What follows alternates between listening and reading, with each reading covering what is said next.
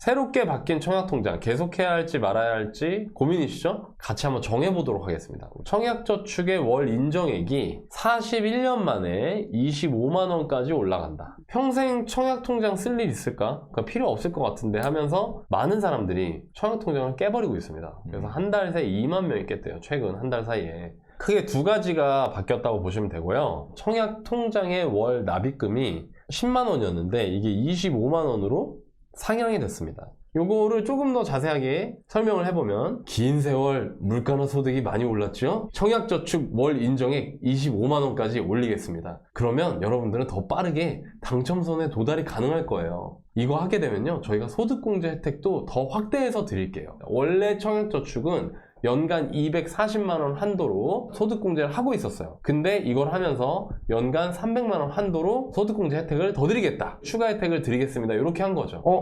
왜 이렇게 잘해주지? 저기? 뭐 좋은 거 아니야? 소득공제도 해준다고 하고? 약간 이런 느낌이실 거예요. 제가 그거에 대한 속사정은 뒤에서 설명드리겠습니다. 두 번째는 청약통장의 종류가 3개였어요. 청약예금, 청약부금이 있습니다. 그리고 또 하나가 청약저축이에요. 청약예금과 부금은 민간 분양에 적용이 되는 청약통장입니다. 그리고 청약저축은 공공주택에 청약을 할 수 있는 청약통장이에요. 근데 여러분들 아마 그러실 겁니다. 이상하다? 요즘에는 저런 거 없는 걸로 아는데 저거 옛날 건데? 맞아요.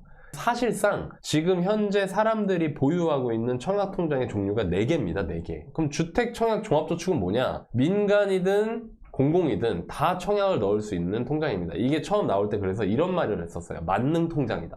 근데 되게 재밌는 게, 기존에는 이 청약예금을 예를 들어서 2015년 전까지 10년을 붓던 사람이 있는 거예요. 주택청약종합저축이 새로 나왔어. 전환이 안 됐던 거야. 그러면 이거를 가지고 있는 사람은 공공도 넣을 수 있잖아요. 근데 여기다 10년을 내가 넣어버렸잖아.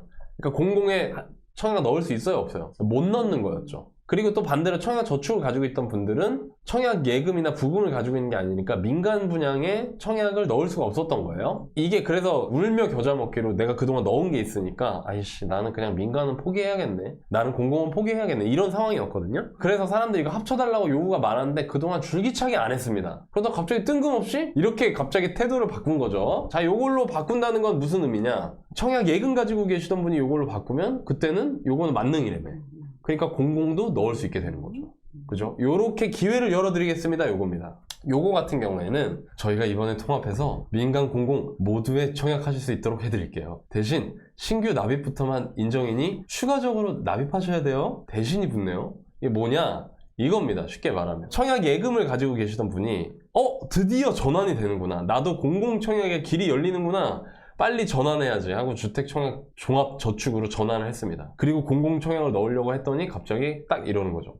공공주택 청약을 위한 납입 인정 금액이 없네요. 처음부터 다시 시작입니다. 네? 그게 무슨 말입니까? 이거 다 된다면서요? 네, 되는 건 맞아요. 옛날에는 돈을 넣을 수도 없었잖아요. 이제 돈을 넣게 해드린다는 거 아닙니까? 지금 이렇게 되는 거죠. 그래서 여기 보면 이렇게 써 있어요. 청약 기회가 확대되는 유형은 신규 납입분부터 신적을 인정하겠다, 이렇게. 결국에는 그냥 만능통장이 생기는 대신 또 내가 그동안은 준비를 할 수도 없었던 나머지 영역에 대해서는 별도로 준비를 해야 되는 거죠. 그리고 여기서 상식으로 민간 분양 같은 경우에는 통장 가입 기간이 중요했잖아요. 공공주택, 공공청약 같은 경우에는 납입 횟수하고 월 납입 인정 금액이 누적된 금액이 청약 당첨을 가르는 거였죠. 그쵸? 그래서 이렇게 내용이 바뀐 거라고 보시면 됩니다. 자, 일단 표면적인 사항을 제가 말씀을 드렸고, 이러면 어떤 일이 벌어지게 될지를 제가 좀 더 자세히 말씀을 드려볼게요. 월 납입액이 25만원이 된다는, 개편되는 게 과연 우리한테 어떤 일들로 다가오게 될지를 제가 말씀을 드려볼게요. 그걸 말씀드리려면 서울의 공공분양 청약 당첨이 되려면 보통 얼마 정도를 납입해야만 가능할까? 월 납입액이라는 거는 아까 민영주택, 민간분양 같은 경우에는 가입 기간이 중요하다고 했잖아요. 그거는 돈을 나중에 한 방에, 필요한 돈을 한 방에 넣을 수 있거든요. 그래서 그게 해당되는 게 아니고요, 공공분양에 대한 것만 해당이 되는 겁니다. 지금부터 말씀드린 내용은요, 공공청약을 받고 싶어. 근데 서울에서 받고 싶잖아. 서울에서 청약 당첨이 되려면 최소한 어느 정도로 오랫동안 돈을 넣었어야 하는지를 먼저 알아야, 그래야 감이 잡히겠죠. 그죠? 21년 7월부터 23년 12월까지 서울에 있었던 공공분양에서 청약 당첨의 커트라인을 평균적으로 조사를 해봤습니다. 청약통장 가입 기간이 평균 18년이고요. 납입 금액은 2,200만 원 이상이어야 서울에 있는 공공분양에 청약 당첨이 가능했다 이겁니다. 18년이니까 2,200만 원 되겠죠. 왜? 한 달에 인정을 얼마 해줬어요? 10만 원. 1년이면 12개월 120만 원. 그렇게 18년을 하면 2,160만 원 정도 되거든요. 그러니까 매달 10만 원씩 18년 동안 계속 부어서 2,200만 원 정도 되면 서울의 공공분양 청약 당첨은 확실한 겁니다. 일단. 근데 2,200만 원이 필요하네. 2,200만 원 언제 넣어? 그게 고민이셨죠? 25만 원으로 올려드릴게요. 25만 원씩 넣으시면요. 18년이 아니라 7년 4개월이면 2,200만 원이 되거든요. 자, 그러면 여러분들이 이런 생각하는 거죠. 그러면 이제는 더 빨리 청약 당첨이란 꿈을 이룰 수 있을까? 근데 이런 일이 벌어질 겁니다. 새롭게 25만 원씩 붙는 사람들한테 추월당하지 않으려면 나도 25만 원 내야 돼. 금액으로 청약 당첨 결과가 달라지니까. 그럼 어떻게 될까요? 25만 원 납입 가능한 사람들만 남는 거예요. 근데 이런 사람들이 있거든요. 월 10만 원은 가능한데 25만 원 납입이 어려운 사람들이 있어요. 그런 사람들은 사실상 이탈이 되는 거예요. 그러니까 쉽게 말하면 물갈이가 되는 겁니다. 자, 그러면 이 지금 정책 개편을 하고 있는 국토부 입장에서 어떤 일이 벌어지느냐, 정책을 좌지우지하는 분들 입장에서 청약 저축을 가지고 있는 사람들로부터 들어오는 납입액이 순식간에 2배 가까이 늘어나는 거죠. 자, 그 다음에 이거 민간 공공분양은 모두 가능한 종합저축으로 전환하는 거. 요거는 기존의 민간, 요거는 청약 예금 부금이었고 가입 기간으로 따진다고 했죠. 공공분양은 청약 저축이었고 월 납입 횟수하고 금액으로 따진다고 했어요. 근데 이제 예금 부금 가졌던 사람도 공공분양에, 청약 저축 가졌던 사람도 민간 분양에 도전할 수 있게 됐어요. 그럼 또 여러분들 이런 생각할 수 있단 말이에요. 이제 더 다양한 청약을 시도해볼 수 있겠네? 그런데 어떤 일이 벌어지냐? 왜 이렇게 지원자 많아지지? 왜 경쟁률이 이렇게 높아지지? 뭐야? 이게 왜 그러냐면 나도 얼른 전환해서 민간 분양 넣어야지, 나도 얼른 전환해서 공공분양 넣어야지 하면서 경쟁률이 높아지고 허수가 많아질 수 있어요. 경쟁이 치열해질 수 있다는 겁니다. 그리고 또 아까 제가 말씀드린 것처럼 기존의 청약 예금이나 부금을 가지고 계시던 분들이 종합저축으로 전환을 한 다음에 공공청약을 넣으려면 그때부터 실적 인정을 받기 위해서 이 청약저축에 해당되는 요 납입 횟수와 금액을 채우려고 할 거 아닙니까? 월 25만 원을 넣겠죠? 그러면 새롭게 청약저축에다가 월 25만 원씩 넣을 수 있는 사람들이 또 늘어나죠. 그러면 어떤 일이 벌어지냐? 청약통장을 가지고 있는 사람들로부터 들어오는 납입액이 늘어나는 효과가 또 나온다는 거죠. 그럼 결국엔 뭐냐? 똑같은 거예요. 이게 돈 더 얻으려고 하는 겁니다. 쉽게 말하면. 그럼 왜 그럴까요? 봤더니 올해 2024년 들어서 청약 종합저축 가입자 수거든요. 이거 보세요. 이거 가입자. 사실 2023년에 내내 줄었고요. 그러다 1월 달에 살짝 반등했어요. 왜냐면 이때 뭐 청년 위주의 청약 개편 이런 식으로 해갖고 연초에 한번 했거든요. 좀 늘다가 갑자기 또 뚝뚝 떨어져. 뭔가 사람들이 이런 생각 갖는 거지. 에라이, 이거 의미가 없네, 이거. 자, 주택 청약 종합저축으로 여러분들이 25만 원을 내요. 그거 은행에 내나요? 아니죠. 어디다 내는 거죠? 바로 주택 도시기금이 되는 겁니다. 그 낸 자원들이. 이 사람들이 이탈을 해요. 이탈이 많아지고 또 동시에 주택 도시기금 가지고 뭐 PF나 전세 사기 이런 데 돈을 막 갖다 썼거든요. 기금 주는 거 보세요. 2021년에 이렇게 줄어 지금. 심각한 거야. 기금 유지 필요한데 자금도 줄고 돈줄도 마르니까 이거 더 거둘 수 있는 방법 없냐 이거? 대신 소득공제 같은 혜택 좀 더 주면 되잖아. 근데요, 이거 소득공제 혜택도요, 따져보면 세액공제도 아니고 소득공제예요. 그리고 연봉이 7천만 원이 넘으면 심지어 그 소득공제 받지도 못합니다. 그러면 실제로 7천만 원이 안 되시는 분이 연간 절세할 수 있는 금액이에요. 25만 원 넣는다고 하더라도 절세 금액이 제가 여기 땡만 원이라고 해놨죠. 채 10만 원이 안 돼요. 그러면 여기서 여러분들 이런 생각이 드실 겁니다. 나 이거 개시하네 이거. 그래, 말이 안 되지. 아니, 소득 상승을 감안해서 한도를 올린다고? 근데 그걸 41년 만에 올리냐? 그리고 혜택 준다던 소득공제도 그냥 몇만 원이네 이거. 이거 그럼 확 없애버려 나도 다른 사람들처럼? 이런 마음이 들다가도 그래서 이거 없앴다가 이거 나중에 이거 후회하면 어떡하냐, 이런 생각을 사람들이 갖고 있다는 거죠. 그래서 좀 정리를 해봤습니다. 청약통장 없앨까 말까. 여기서부터 잘 들으셔야 되고, 제가 말씀드리는 걸 바탕으로 여러분들이 판단을 한번 해보십시오. 청약통장 없앨까 말까를 알려면 청약의 로또가 당첨이 되면은 도대체 어느 정도로 내가 누릴 수 있는가, 이런 걸 알아야 그 반대 기회비용을 따져볼 거 아니에요. 그죠? 최근에 공공분양으로 로또가 나왔던 게 있습니다. 아주 핫했어요. 수방사입니다. 수방사를 여러분들 무슨 절로 알고 계신 분들도 있는데요. 수방사는 절이 아니고요. 수도방위 사령부가 있던 자리입니다. 옛날 이제 군부대가 있던 데죠. 위치 보십시오. 한강이 쫙 보이고 조감도 올려놓은 거 보니까 기가 막히죠. 예, 여기가 이제 노들역 뒤쪽에 그쪽 부지입니다. 요 부지가 아주 핫했죠, 작년에. 이거의 결과를 한번 보자 이거예요. 청약통장에 2,550만 원 있어야 당첨. 수방사 공공주택은 한강뷰 입지에 주변 시세보다 5억가량 저렴해서 로또 분양이라는 수식어가 붙었다. 청약통장 2,550만 원이래요. 일단 2,550만 원 있는 사람이 꼴찌로 붙었대요. 2,550만 원은 그럼 얼마냐? 매월 10만 원. 왜 10만 원인지 아시죠? 월 납입 인정 최대액이 10만 원이니까 10만 원씩 몇 년? 21년. 21년. 네. 집을 마련을 안 하고 21년을 계속 매달 10만 원씩 납입하신 분들이 이 수방사 공공주택에 당첨이 됐고, 그리고 이분들이 다 5억 원 정도의 그 시세 차익을 앉아서 누렸다. 수방사 해피엔딩은 뭐냐? 장기간 무주택을 유지하면서 매월 최대 납입금 넣으면 5억 로또 된다 이겁니다. 이 장기간이 21년이죠. 근데 청약저축은 당첨되기 직전 3년 동안만 무주택이면 되거든요. 근데 사실상 그게 불가능해요. 왜? 내가 될지 안 될지 모르잖아.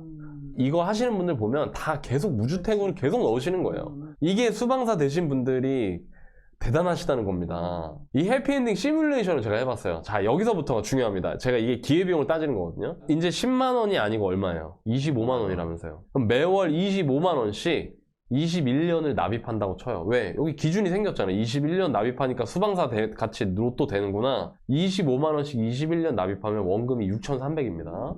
근데 아까 로또가 얼마라고요? 5억이죠. 그럼 6,300만 원 플러스 21년이에요. 내가 치러야 되는 비용은 6,300만 원 플러스 21년 무주택. 그러면 그게 5억 6,300만 원이 되는 거죠. 그럼 이걸 제가 연복리 수익률로 계산을 해봤습니다. 그러니까 17.5% 정도 되더라고요. 어마어마한 수익률입니다, 이거. 제가 비교를 해드리면 여러분들 미국 주식 많이 하시잖아요. S&P 500의 인덱스 펀드의 최근 20년간 연평균 성장률이 9.8%입니다. 그러니까 거의 2배예요. 청약통장이 아니고 S&P 500에 넣으셨던 분들은 9.8%의 수익을 올리는 반면에 25만 원씩, 물론 힘들지. 이제 내 집에서도 못 살고 막 힘든데 그렇게 하신 분들은 5억의 수익을 얻어서 연봉리 수익률 17.5%가 되는 거죠. 이게 무조건 나쁘다고만 할 수는 없는 거라 이거예요. 따져봤을 때. 단 조건이 있습니다. 공공청약을 여기저기서 하잖아요. 전국에서. 서울에서도 해, 경기에서도 해, 인천에서도 해, 지방에서도 해. 근데 플러스 5억이 있잖아요. 그럼 이건 과연 어디서 나온 걸까요? 수방사 같은 좋은 데서 나온 거죠. 그래서 전제 조건은 뭐냐? 입지와 가격을 이해한 상태에서 좋은 지역, 좋은 가격으로 나오는 것만 선택적으로 청약을 하셔야 되고요. 제가 아까 말씀드렸다시피 직전 3년 조건이 있긴 하지만 사실상 오랜 기간 무주택 상태로 주거 분할을 감내하셔야 됩니다. 그래야만 이런 해피엔딩을 여러분들이 만날 수 있다. 자, 그럼 대충 이제 상황을 파악했어요. 이걸 기준으로 제가 정리를 한번 해봤습니다. 유지하는 게 좋은 경우, 해지하는 게 좋은 경우, 여러분들이 어디에 해당되는지 한번 잘 살펴보시기 바랍니다. 유지하는 게 좋은 분들은 이런 분들이죠. 장기간 무주택을 감수하더라도 나는 확실하게 청약으로 내 집만 하겠다. 왜냐면 공공청약이 좋은 게 뭐냐면 당첨 금액이 높으면 되는 거예요. 그냥 오래 부은 사람, 한 20년 이상 부으면 되긴 돼. 확실히. 그리고 내가 볼 줄만 알면 좋은 데가 되는 거죠. 이런 분들은 이럴 때 흔들리지 마시고 25만 원 넣으실 수 있는 분들은 그냥 계속 넣으면서 하시면 좋을 것 같고요. 두 번째, 이게 중요한데요. 월 25만 원 제외한 추가 저축을 할 수가 있고 해당 자금을 물가 상승률 정도로 잘 운용할 수 있는 사람. 이게 무슨 얘기냐면 최근에 청약통장 가입자가 막 줄어드는 걸 보여드렸잖아요. 그거 왜 줄어드느냐? 요즘에 분양가가 물가 때문에 엄청 올랐잖아요. 그러니까 이분들이 어떤 느낌을 갖냐면 야, 이거는 당첨돼도 저 분양가를 못해 내가. 나 돈이 없어. 아, 옛날에 뭐 분양가 4억 5억 할 때야 가능한데 지금 뭐 공공분양도 분양가 막 8억 9억씩 하는데 나 돈이 없다니까. 이거 어차피 쓸모가 없어. 당첨돼도 내가 그걸 집을 분양을 못 받아. 이런 분들이 많이 늘어난 거예요. 그리고 그런 분들이 에이, 통장 포기하고 기존에 본인들 돈으로 살 수 있을 만한 뭐 구축 아파트나 이런 데로 가고 있는 거거든요. 그런 전철을 밟지 않으려면 여러분들이 월 25만 원 청약통장에 넣어요. 그럼 나머지 저축하는 금액이 있죠. 그 저축하는 금액을 가지고 굴려서 물가 상승률 정도로는 계속 따라가 줘야 된다는 거예요. 그게 따라가 주면 그 돈을 미천 삼아서 나중에 뭐 수방사 같은 거에 청약을 넣어서 그 집을 분양받을 여력이 되게끔 만들어야 된다. 생각보다 많은 분들이 이거에 대한 생각이 없고 돈 쓸 거 다 쓰면서 그냥 25만 원 넣으면 10만 원 넣으면 되겠지 이러고 있거든요. 그렇게 하시면 안 된다. 그리고 마지막으로 이미 납입한 횟수랑 금액이 많은 사람, 이런 분들이 있거든요. 17살 때 가입했어요. 20년 지났어. 30대 후반인 거예요. 여러분들 30대 후반에 수방사 되면 좋겠어요? 안 좋겠어요? 좋아요, 좋아요. 네, 그러니까 이게 나쁜 게 아니에요. 나쁜 거라고만 할 수는 없어요. 괘씸하죠. 기금 줄어드니까 이제 와가지고 막 겁나 무슨 선심 쓰는 것처럼 이렇게 하는 건 괘씸해. 근데 그건 그거고 내 상황을 판단을 해봐야 되잖아요. 그죠? 이런 분들 같은 경우에는 그래도 유지를 하시는 게 나아 보인다. 청약통장 해지하는 게 나은 분들, 나는 기약 없는 건 싫다. 생각보다 많은 분들이 기약 없이 장기간 무주택할 생각은 전혀 없으면서 계속 늦는 사람들이 있어. 의미 없습니다. 그거 저는 청약통장 안 가지고 계신 게 낫다고 생각합니다. 두 번째, 침체기를 이용해서 내 집 마련 공부하고 실행하고자 하는 사람, 한 15년 동안 청약 시도를 하다가 계속 안 돼. 그러니까 이분이 저한테 노나님 저 그냥 내 집 마련 할까요? 이렇게 물어보시는 분들의 특징이 뭐냐면요, 다 이런 말이에요. 정말 한 분도 안 빼고 그냥 10년 전에 샀으면 그 집값이 오른 거 생각하면은 그게 로또 되는 것보다 더 커요. 괜히 이거 청약하겠다고 막 와이프랑 애들 고생시켜가면서 그냥 했던 게 좀 속상해요. 이런 일이 언제 벌어지냐? 상승장에 많이 벌어집니다. 상승장 끝에 이제 팍 가격이 막 폭등하는 시기가 나오거든요. 그때 청약에 지친 분들이 시장에 참여하면서 폭등하는 경우가 많습니다. 반대로 생각하면 지금이 침체기잖아요. 고점 대비 가격이 떨어졌잖아요.